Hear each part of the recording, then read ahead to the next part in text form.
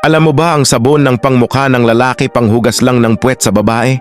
7 fact sa mga babae at ikakagulat mo yung panghuli. Una, mga masters sa multitasking. Ang mga babae, kayang magluto, magtrabaho, at mag-check ng social media ng sabay-sabay. Talagang expert sa multitasking.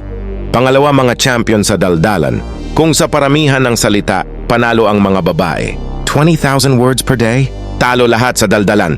Pangatlo, color perception sa mga lalaki. Purple yan.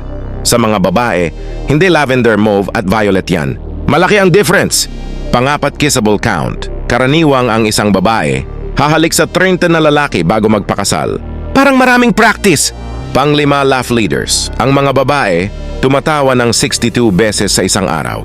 Ang mga lalaki, 8 beses lang. Mas masayahin talaga ang mga babae pero pag dalawin ng tupak, malala din.